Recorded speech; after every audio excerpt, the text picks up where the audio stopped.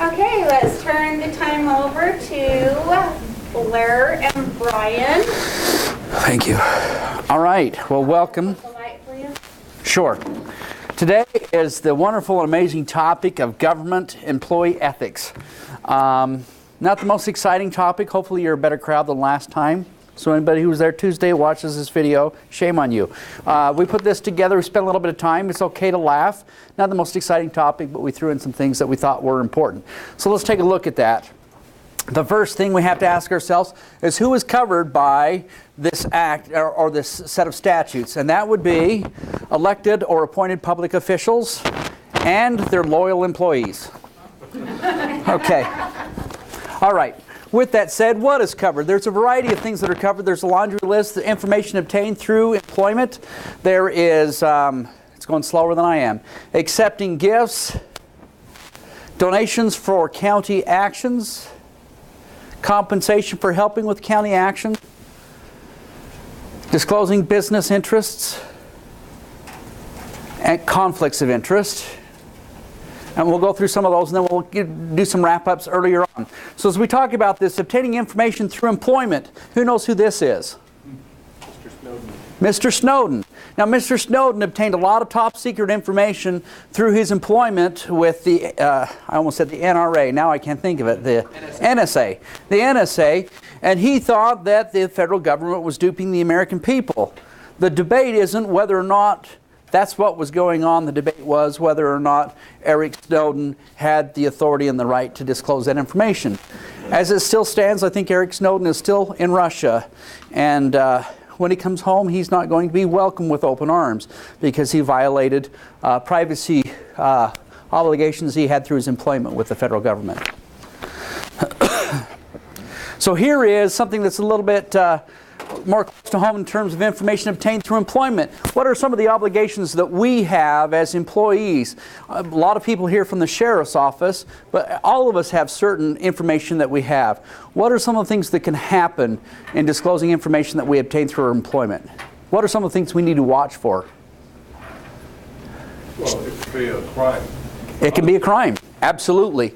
There are certain things, the county attorney's office is not exempt from that, and neither is the sheriff's office. There are certain things that should not be disclosed, and if they are disclosed, they're in violation of certain laws such as GRAMA. And not only can you lose your employment, you can also be charged criminally for the conduct of disclosing information that's private information. So be very, very careful. Here's a perfect example of something that happened a few years ago right here in the state of Utah. They've got enough information and they've pretty conclusive that it's confined to just 2 individual state workers. Those 2 state workers will be terminated by the Department of Workforce Services for compiling a list of purported illegal immigrants, a list that was sent to media and law enforcement. So a lot like Eric Snowden, you may think that you have a righteous cause, say for instance with illegal immigration. That is not our call to make as employees of the government. Politicians can make lousy calls, good calls. We're just supposed to do what we're supposed to do and follow the law. So regardless of what we think, when we have information that's privy to us, what kind of information should we not disclose? What's a good rule of thumb? You don't want yours out there, don't let anybody. Okay, that's a good rule of thumb. Great. What's another thought? When in doubt, don't let it out. When in doubt, don't let it out. Great. How about this for an idea? If you got it at work and you wouldn't have obtained it any other way, other people shouldn't obtain it any other way, right? In other words, if you have it simply because you work at the sheriff's office or in planning and zoning, you know somebody's going to bring in a big development, should you be going around town and saying, you know, we just met with Procter & Gamble, and that's information that we receive that we ought to keep to ourselves, because if the people who have it don't want the public to know, it's probably not our business to let them know. Okay? Let's take a look at the next one. Next one is accepting gifts. I think this clip will tell us a lot about accepting gifts. 2 of those Russian waters, please. No lime wedges, just cucumber. This is where we just came from. An explosion at your accounting office. Oh, yes, it's an awful gas leak. Gas leak? The only gas leak is the one coming out of your mouth right now. I just think no one was hurt or injured. I absolutely abhor death. Hey, Andrew Lloyd Webber, the jig is up, okay? You know there wasn't a security team around you. Beat you so we don't show no bruises. This water is good. Terry, shut up, Alan. I understand there's a bit of a mix-up with the whole scaffolding business. The cucumber accents the water in such a way that... Perhaps by way of apology, I can offer you my personal courtside seats for the Knicks game with access to the Ambassador Club. Come on, Knicks! Come on! I got Knicks fever! It's catching! Hey, this feels weird sitting here. It feels like it's a bribe. It is a bribe. I saw courtside and we're blind. Come on.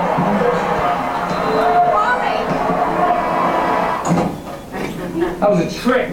No more. Gentlemen, you have a choice. Mamma Mia or Jersey Boys.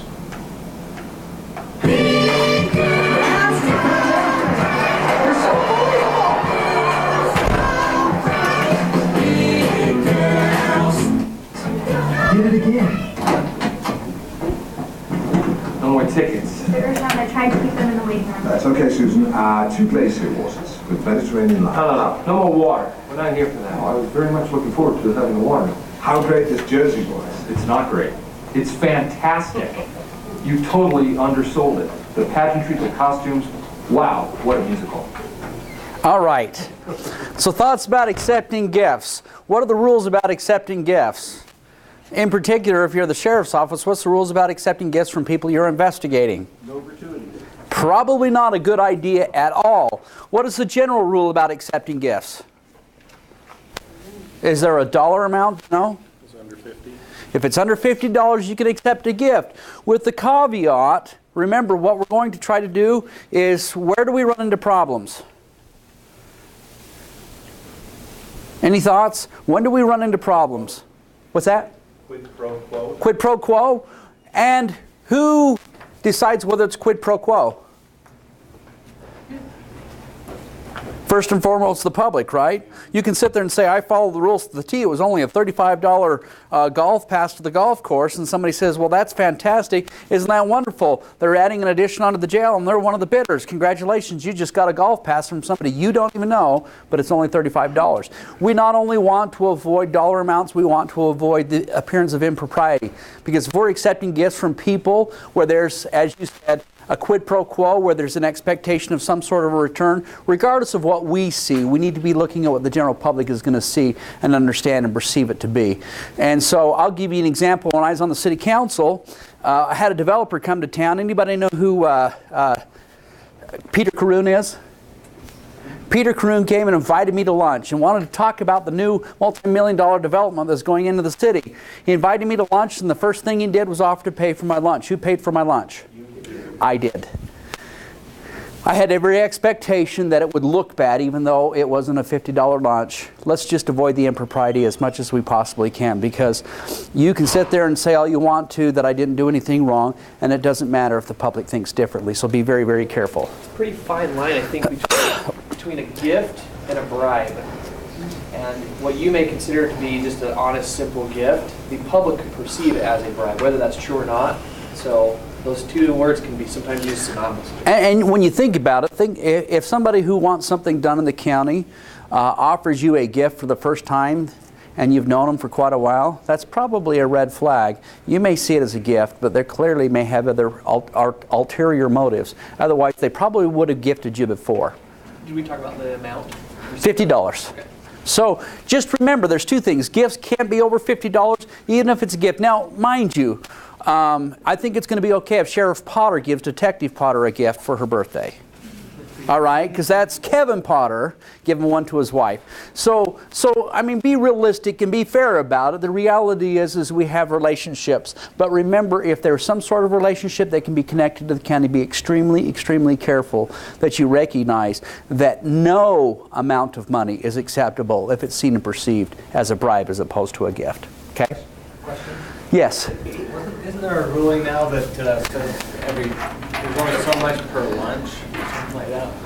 Meaning, like, if you go out to lunch, it's not just a $50 thing; it's like $10 and something. thought they recently changed that. I know they talked about it. I don't know that it passed, and I think a lot of that had to do with the legislature, because the legislature themselves were constantly being brought to lunch, and they would bring them to restaurants that were just below $50. You know, I'm doing a presentation on ethics, and I'll be honest with you, I don't know what that new rule is. I don't know how that works. They changed it. It's like 10, 50 or something. Yeah, and that was primary, and not that it doesn't apply to us, but it was primarily geared towards the legislature, who was eating some pretty nice lunches for $49, right? Okay.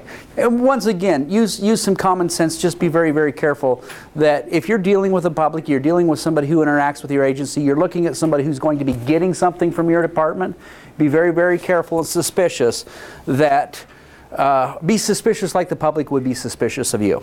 Okay, good question. We'll talk to our county attorney. We'll get on that one. Okay, donations for county actions. Can we take donations for county actions? What if it's donations to a third party? What if somebody says, hey man, if you'll just do this for me, we'll give $1,000 to Girls and Boys Club of America? Cannot do it. We are not in the business, even if it doesn't come and directly benefit us, we are not in the business of treating the general public differently, regardless of whether or not we see actual personal investments or not. What about the Golden Spike sponsored garden at the fairgrounds? What is that? Money that was donated to improve the fairgrounds, and they get to have the business plaque. You can do that. Now remember, what you're doing there, and once again, who's made that arrangement? The commission has, right?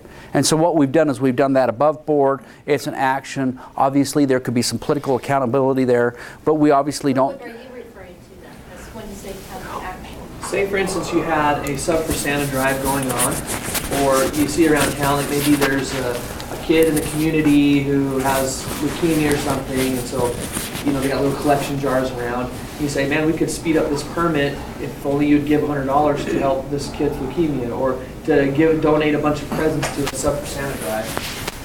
And so we can go ahead and conduct official county business, and we can do, if you will, kind of a quid pro quo, as long as everything is above board and it's legitimate. In other words, the Golden Spike is expecting something in return for their contributions. We've got it all on paper. We know, we understand what it is. Everybody's on board. The county commission signed off on it. We do that kind of stuff all the time. The real question is whether it's a wink, wink, nod, nod kind of a situation. It's not officially sanctioned by the county. We can partner with private organizations. We can private with nonprofit or partnership with private or nonprofit organizations all the time. It just has to be something that we do legitimately through the proper channels. And the county commission is going to be the kind of person that we do that. Like we do Sub for Santa all the time, right? I mean, can you imagine bringing in a can of food, and you bring in a can of food and you get to come in and do something? We do that kind of stuff all the time. As long as it's an officially sanctioned program, we're okay. It's when we do it on the side or when we do special treatments and it's kind of a wink, wink, nod situation. We really want to make sure that everything goes through the proper channels, and we can do those kinds of things as long as it's officially sanctioned activity. Okay. I think that's the key, where with the Golden Spike thing, because every business has an equal opportunity to participate at. If they want to, they don't have to. But when you start singling businesses out or giving special treatment to certain businesses that you otherwise may not to others, then that's when you start getting good. Right. So here's what happens when we seek donations. Here's part of the problem. A real life example. Oh, you skipped one of the best clips. Okay, here we go. Also donated to several Democratic candidates, Hillary Clinton included, Nancy Pelosi. You saying you did that business-related favors, and you said recently, quote, when you give, they do whatever the hell you want them to do. You better believe it. So what specifically did they do? If I ask them, if I need them, you know, most of the people on this stage I've given to, just so you understand. A lot of money. Not me.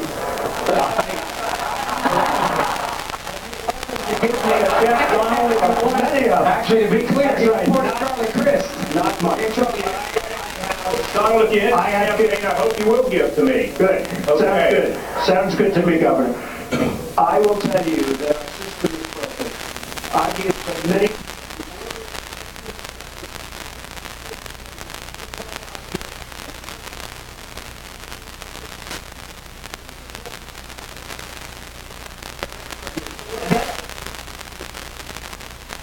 Isn't that interesting? That's what we're trying to avoid in Box Elder County, is the idea that if somebody does something, even if it's through a third party, you know, Boys and Girls Club, whatever our things are, everything has to be above board. We can do it through the county commission. We can do it through the departments if it's properly set up in the proper channels. Otherwise, we have businessmen and other people that come in and say, well, 2 months ago I was a businessman and that's fair. Now I'm a politician. It's a terrible thing to do. We just want to avoid these kinds of situations. Let's take a look at another.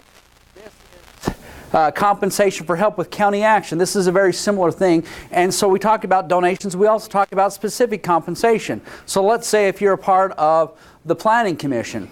One of the examples I use, I was appointed to the City Council midterm because the councilman before me, there was a land deal going down and the city was looking for some land. And as it turned out, one of the city councilmen was a real estate agent. He got somebody in on the action and got a $3,000 kickback for the lead on what was going on. We cannot do that. It was the lowest bid. They got the land. Everything was perfectly fine, except for the city councilman should not have been involved in that transaction. He was charged criminally. He was prosecuted. He took a plea deal, resigned from the city council, moved out of the city because he was embarrassed by what he did, and he should have been.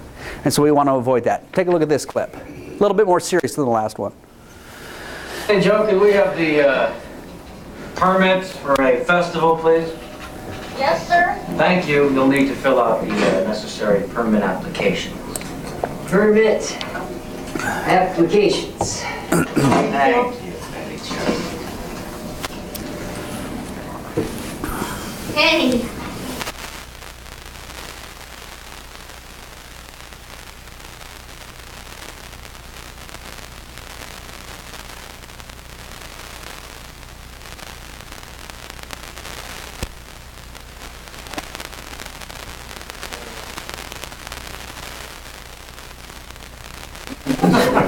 The lease forms, the decibel level.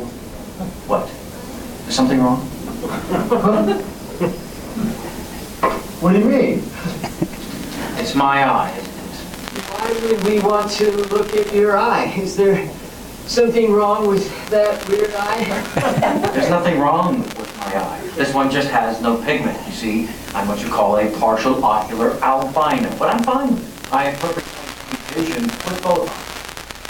Mr. Campbell, you're serious about putting on a rock concert. Are you kidding? I give my right eye.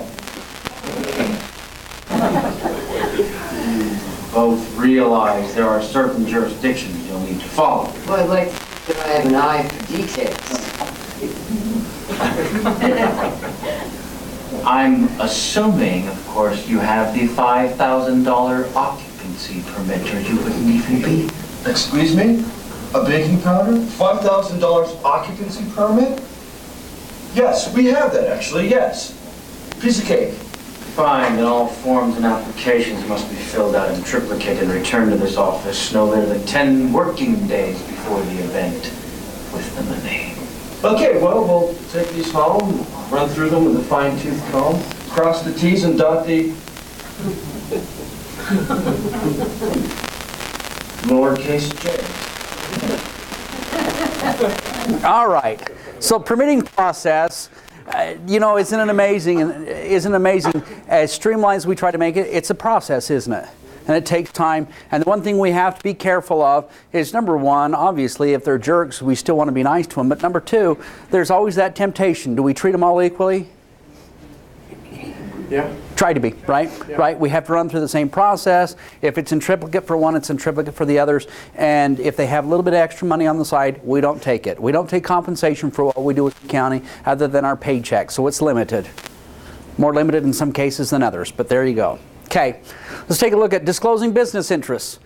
Here's another fine clip that will help us understand this. What are the rules on disclosing business interests? Any ideas? Disclose them all. Disclose them all. When push comes to shove, go ahead and disclose them all. We actually have to disclose them in writing, and there's certain rules. If you're a controlling officer in a company, if you're an owner of a company, if you have a 10% interest, there's a whole list. Let's see what I got here. employee. Employee, agent, director, officer, owner of at least 10%, we must disclose that. It's okay to have a business venture on the side as long as the department head is familiar with it and knows it. You can have a part-time job somewhere else, but you must disclose your business interests. Particularly, it's important in light of the fact, and one of the things that's very important is not only do we have to disclose that on paper, but if it's involved in county business, we must disclose at the time that county business, let's say we own a particular business, we disclose that regardless. Now also that business wants to do business with the county, and now or with our department, we absolutely must work to disclose that again to make sure that any conflicts of interest are resolved. And that's not our decision to make. I'll give you another example. When I was on the city council, my cousin's husband, I ran a campaign on doing a business audit from an outside source to make sure that the city was being run efficiently.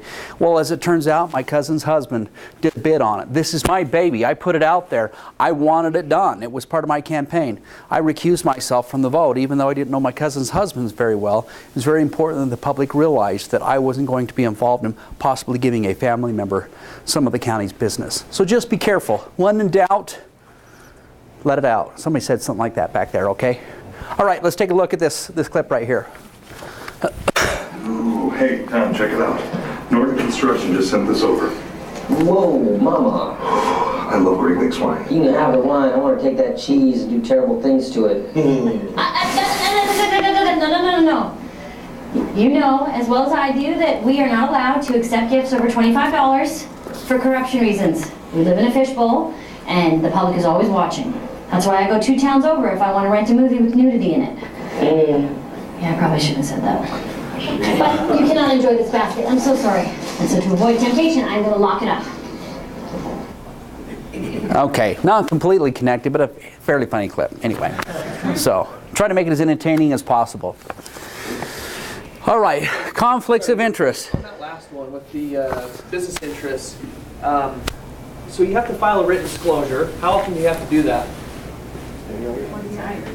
Yeah. At least annually. Obviously, if you have some sort of new business interest that comes up in an immediate conflict, just remember you are responsible for making sure that any conflicts you have are known to your employers and accounting to the public. Not just as owner, but as an employee, businessman, agent. Okay, conflicts of interest. Chuck Norris, I represent injured people. Is there a conflict of interest there? A cat killer. Is that the face of a cat killer? Cat chasers, maybe. But hey, he wasn't. And here's a dog being tried in front of a bunch of cats. Been a shark up on a lifeguard tower. Sorry, I'm the only one. Am I the only one that sees a conflict of interest here? So sometimes we're not dealing with just directly money, but do we have conflicts of interest?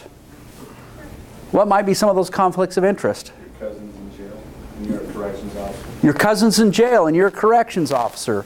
I remember I had somebody come to me when I was a prosecutor out in Georgia and saying, hey, there's somebody in our congregation that's in jail. What can you do? You know what my response was? Absolutely nothing. And if it comes across my desk, I know I need to give it to somebody else. It's that simple. If we may have a personal interest or a family interest or some sort of an interest, regardless of whether it has a financial aspect to it at all, we have an absolute obligation to conflict ourselves out from that transaction with the county. That's a perfect example. If you've got somebody that you have a personal or a family interest in the correction facility and you're part of corrections, you need to let your supervisor know right away and make sure that there's certain things in place. Even to the point that sometimes we have people that we house in other jails simply because it's a problem here at the jail. And it's not necessarily a reflection on the sheriff's office. In fact, the fact that we house them somewhere else is a positive reflection on the sheriff's office, right? We may have zoning interests and needs and it's a family friend or something like that. We need to make that very, very clear. But we're always going to run it, especially in a small county like this, we're going to run into conflicts. And we need to make sure that even if it's not a financial interest, that we disclose that. And if we feel as if, though, number one, is it how we feel? I didn't owe my cousin's husband anything. As far as I was concerned, if he wasn't the best guy for the job, he wasn't going to get it. But the public didn't see it that way, right? We want to make sure that the public sees and understands. So if it can be perceived as a conflict of interest, we really need to evaluate that and let people know. It's not what we feel, it's what the public may see or feel. It's about perception as much as it is about how we feel. Okay. Hey, Grandma. What does Grandma have to do with this? Tell me about Grandma. What is Grandma? Okay, that's what we see most of all. Oftentimes, particularly here at the Sheriff's Office, we will see requests for public information, all right? What are some of the requests for public information that we can get? What's that? Photo. Photo? Police reports? A lot of different things. Here's one that you may not have thought of. When I was on the city council, I didn't get along very well with mayor, and neither did a lot of the council. As it turned out, when she was done with being mayor, she got appointed by the governor to be on the Justice Commission that controls a lot of what happens here at the Sheriff's Office. We felt like it was inappropriate. We didn't agree with the way she handled her politics, and we wrote letters and emails to senators and shot down her appointment by the governor. The governor withdrew his appointment. They sent out a grammar request, and guess what they asked for? Our letters and our emails. So remember, if you are using, so let me put it in two ways. Number one, if you're using a public email, even if it's for private interests, they can find out. If you're using your private email for public business, they can find out. What you put in writing can be found out by people if it's using public communication or it's about public business. It can make with some limited exceptions. I understand that. We communicate all the time with defense counsel. Those are going to be privileged conversations because they're not subject to grammar requests. But if it's not protected, and most emails are not protected, you may find yourself at the other end of a grammar request.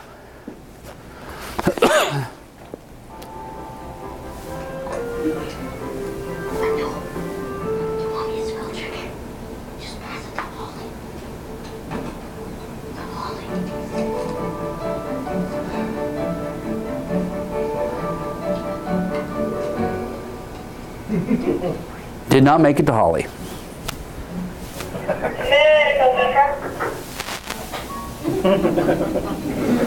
So just remember, when you're communicating, when you're doing your business, remember that you work for the public, and many of the things that you do will rarely be accessed by the public, but oftentimes is very accessible by the public. So be careful what you say. A lot of what we do can come to the light of day, and you may want to consider that before you do it. Okay, so consequences. Let's talk a little bit about this. This is kind of, is this the last clip? Yeah, I think so. It's the last clip. So I want to, how do we stay out of trouble? And then we'll talk about consequences. How do we stay out of trouble? Err on the side of caution. Err on the side of caution. Remember, it's about perception as much as it's anything. You may, in your heart of hearts, have the cleanest consciences of all. I didn't do anything wrong. At some point in time, it's not going to matter anymore. Always err on the side of caution. Remember, it's about perception as much as it is anything else. Okay? What happens if you have a question? What do you do? Well, I don't know. This violates the rules of ethics. What do you do? And I got a clue for you. Okay, thank you. The first question is not to call the county attorney's office. That's not the first answer. There's a couple places we can look, and don't get me wrong, we're available, and we do answer questions about these kinds of things all the time. We get a lot of requests about grammar. That's okay. That's what we're there for. But remember, you can ask your supervisor. What else can you do?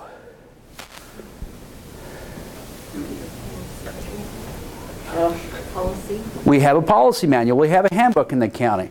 9 times out of 10, if you'll talk to your supervisor or an expert in your department about what you should do, or if you will take a look at the policy manual, the employee handbook, you will find the answers in there. If you don't have that, we're great. We're available. We'll take a look at it. But for the most part, do your homework before you call us. If you still need to call us, that's great. We answer those questions. We do it on a fairly regular basis. But we do have people that know what they're doing, supervisors, other people in the department, and the handbook. So read those through. And once again, let's emphasize this because we can have consequences. You can go up to, I don't think anything, the nice thing of it is you don't face life in prison for any of this. The bad part of it is you can face up to 15 years in prison depending on what you do. So there's some very serious consequences for violating some of these rules, taking bribes, doing the various different things. You can face a significant amount of time in prison, and the reality is it's not that hard. What is it, $1,000? So, yeah, it can range anywhere from a Class B misdemeanor all the way up to a second-degree felony. And so a Class B misdemeanor is the equivalent in severity of an assault or a DUI or something like that. That's still pretty severe. And all that takes is anything up to $100 would get you a Class B misdemeanor in terms of compensation value. If it's over $1,000, it's a second-degree felony, and the rest of those levels fall in between there. But to put that in context, for a second-degree felony, for just a regular theft, would have to be over, I think it's $5,000. So you're held to a higher standard than somebody committing a theft. If you take compensation for over $1,000, second-degree felony.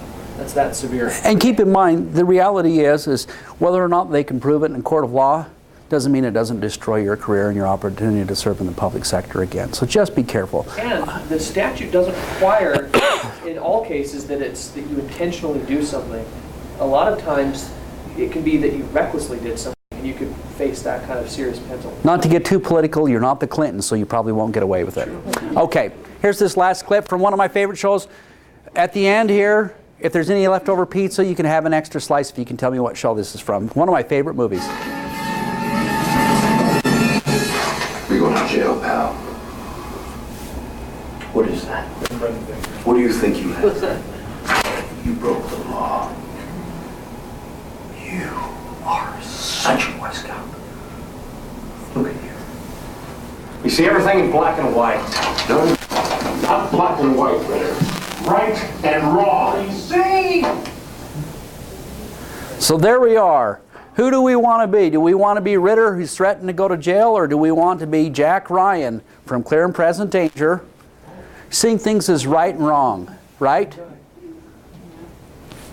I think that's the message. We want to be the good guy. We want to be the one not having to explain why we shouldn't be going to jail, as opposed to the guy who's saying we see things as right and wrong and we're going to do the right things by everybody. So that's ethics. Any questions, thoughts, ideas? All right, thank you.